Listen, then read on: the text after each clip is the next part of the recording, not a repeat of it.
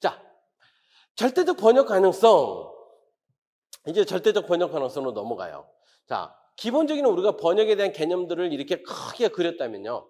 자, 이런 것을 하는데 이런 것이 번역이라면 앞에서 한스 베르면부터 시작해서 모든 기능주의 번역부터 방금 이야기했던 그런 번역의 전체적인 범주를 가지고 이야기한다면 우리는 번역이 가능할까?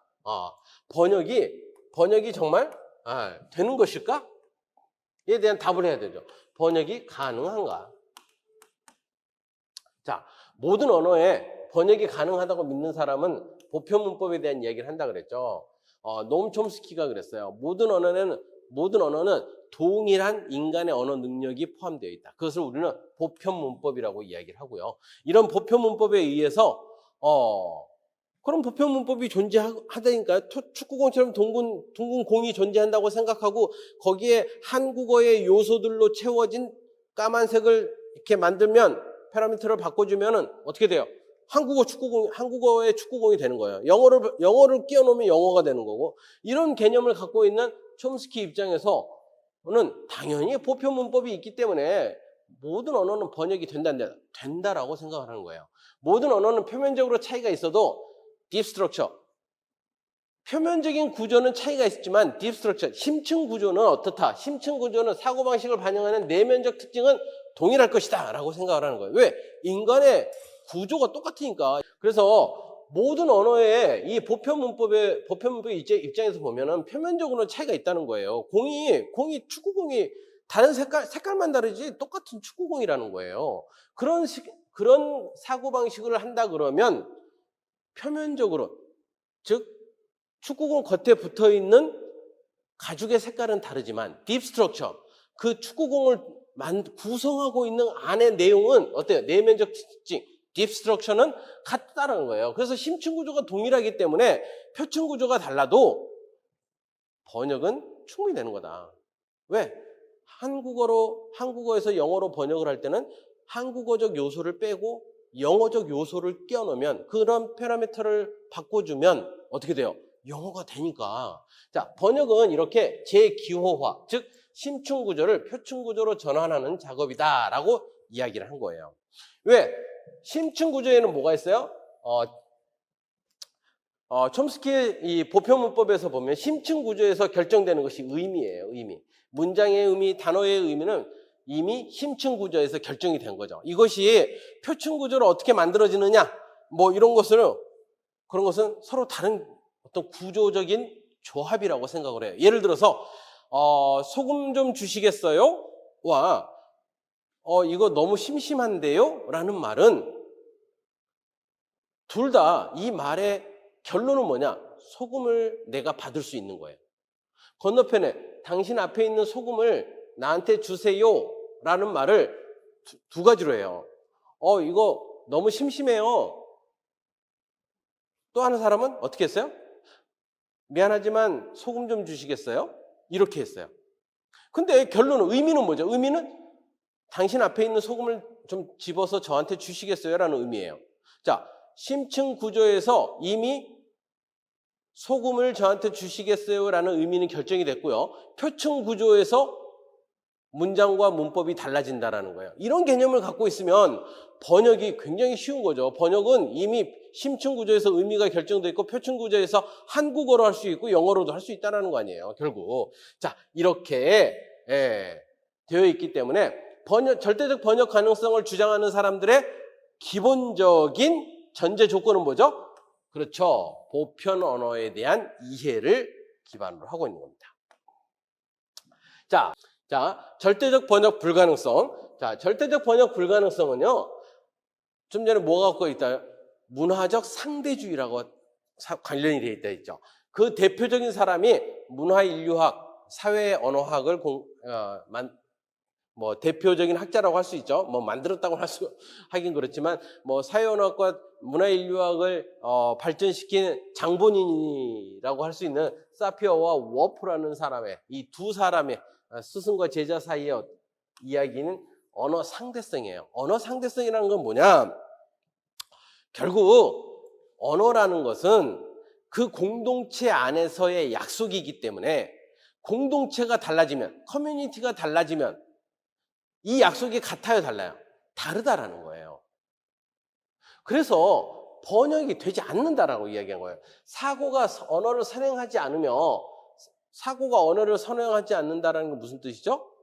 그렇죠? 우리는 언어에 의해서 지배를 받고 있다라는 거예요. 우리는 공동체 생활을 하도록 만들어져 있고, 공동체 생활에서 우리는 언어를 서로 약속했기 때문에 그 약속에 의해서 우리가 행동을 하는 거예요. 그러니까 사고가 언어를 선행하지 않는다. 사고는 언어에 의해서 제약을 받는다. 여러분들한테 제가 하나 물어볼게요. 한국어 여러분 많이 배우셨죠? 자, 20대 젊은 남자를 묘사하고 싶어요. 20대고 젊은 남자. 생긴 게 어떻게 생겼어요? 잘생겼어요. 예뻐. 귀엽기도 하고 멋있기도 하고. 자, 우리 그거 다 포함해서 그냥 멋있다. 그 친구 어때? 어제 그 친구 만났다며. 그 친구 어때? 멋있어요. 자, 여러분들한테 제가 물어볼게요.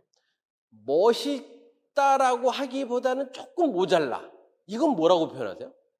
멋있다고 하기보다는 조금 더 과해. 더 잘생긴 것 같아. 정말 조각 같아. 자, 이건 또 뭐라 그러세요? 멋있다 말고 뭐가 있어요? 남자를 표현하는 말. 한국어에 멋있다. 멋있다 말고 없어요. 그러니까 정 안 돼서 요즘에 많이 나오는 게 훈훈하다죠. 훈훈하다. 걔 어때? 그 친구 어떻게 생겼어? 어떤 것 같아? 좀 훈훈하던데? 자, 여러분 보세요. 우리가 세상을 보는 것처럼 정말 다양하게 보고 살고 있다고 생각해요.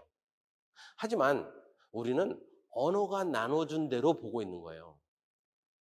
언어가 나눠준 대로. 여러분, 제가 지금 입고 있는 이 옷은 무슨 색이에요? 회색? 글쎄요. 밝은 회색? 짙은 회색? 자, 우리가 눈에 보이는 그대로를 묘사할 수 있는 언어는 없어요. 우리는 거꾸로 언어가 나누어준 그 층차에 의해서 우리는 생각하고 사고하는 거예요. 그래서 어제 어제 만났던 아이들에게 한번 물어보세요. 어제 만났던 그 남자친구 소개팅 했다며? 그 남자친구 어때? 잘생겼어? 딸이 막 설명을 할까? 어제 나갔는데 이렇게 했고, 이렇게 했고, 이렇게 잘생겼고, 이렇게 멋있고, 매너도 좋고, 쫙 이야기를 해요. 자, 딸의 머릿속에 있는 남자가 여러분의 머릿속에 있는 남자랑 동일한 남자는 아니라는 거예요. 우리는 딸이 말한 그 언어에 의해서 여러분의 머릿속에는 이미 누가 들어가 있어요? 여러분이 제일 멋있다고 생각하는 남자가 들어가 있는 거예요. 그래서 그 다음날 딸하고 같이 그 남자를 만나면 딸의 눈을 의심하죠. 너 정말 남자 볼 줄 알아? 이런 이야기가 나오는 게 뭐냐? 언어라는 것이 그 문화, 그 사고 체계 안에서 움직이기 때문에 연결돼 있다라는 거예요. 자, 사실 언어 상대성이라는 말은 사피어와 워프가 처음 하는 말이 아니고요. 독일의 철학자 훔볼트라는 사람이 처음 했던 이야기예요. 언어를 정적인 어휘 목록이 아니라 역동적인 것으로 정의할 때 이야기했던 게 언어 상대성이에요. 언어라는 것은 박물관에 있는 레스콜로지 사전에 있는 그런 것처럼 딱 굳어져 있는 게 아니라 뭐다? 살아서 움직이는 거더라. 시기에 따라서 의미가 다르더라. 뭐 이런 것들이에요. 자, 인간의 사고와 의식 구조가 전적으로 언어에 의존하고 있고 언어의 구조에서 차이가 나는 사람들의 사고의 차이를 드러내더라. 한 언어의 표현을 다른 언어의 표현으로 옮긴다는 것은 서로 다른 문화에 의해서 형성된 사고와 인식의 차이를 옮기는 것이다. 단순히 문장과 문법과 어휘를 옮기는 게 아니라 뭐다?